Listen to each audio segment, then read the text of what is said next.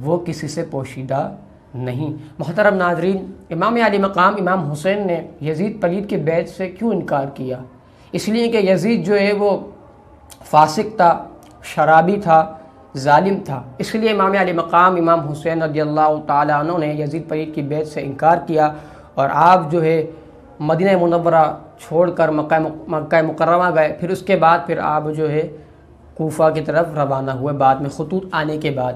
تو امام علی مقام امام حسین رضی اللہ تعالیٰ عنہ نے یزید کی بیعت کا انکار اس لیے کیا کہ وہ فاسق، شرابی اور ظالم تھا، اور اہل سنت کا بھی یہی اس بات پہ تمام سب کا اتفاق ہے، اجماع ہے کہ یزید فاسق، شرابی اور ظالم تھا۔ مگر افسوس کہ ایک اجماعی نظریہ ہے، متفق علیہ نظریہ ہے کہ یزید فاسق، شرابی اور ظالم تھا، آج اس کو جو ہے چھیڑا جا رہا ہے، اور یزید زندہ باد کے معاذ اللہ نعرے لگائے جا رہے ہیں کہ امام علی مقام امام حسین نے یزید پلید کی بیعت سے انکار کیا۔ کیوں کیا؟ اس حوالے سے جو ہے حضرت شاہ عبدالعزیز محدث دہلوی کہ امام علی مقام امام حسین رضی اللہ تعالی عنہ نے یزید کی بیعت سے انکار کیا کیونکہ وہ فاسق، شرابی اور ظالم تھا، اور امام حسین مکہ تشریف لے گئے۔ معاذ اللہ زندہ باد۔ آپ کو میں ایک حوالہ دیتا ہوں کہ حضرت عمر بن عبدالعزیز جو کہ بہت ہی عدل و انصاف کرنے والے ایک خلیفہ گزرے ہیں، وہ حضرت عمر فاروق اعظم رضی اللہ تعالیٰ عنہ کی اولادوں میں سے تھے۔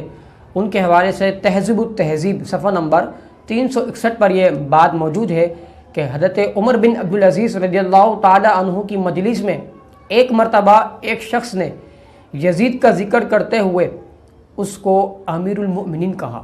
معاذ اللہ، ایک شخص نے امیر المؤمنین حضرت عمر بن عبدالعزیز رضی اللہ تعالیٰ کی مجلس میں ایک شخص نے یزید کا ذکر کرتے ہوئے یزید کو معاذ اللہ امیر المؤمنین کہا، تو حضرت عمر بن عبدالعزیز رضی اللہ تعالیٰ عنہ سخت ناراض ہوئے، اور آپ نے فرمایا تقول امیر المؤمنین، تو یزید کو امیر المؤمنین کہتا ہے؟ پھر اس کو آپ نے جو ہے بطور سزا 20 کوڑے لگوائے، 20 کوڑے یزید کو امیر المؤمنین کہنے پر عمر بن عبدالعزیز رضی اللہ تعالی عنہ نے۔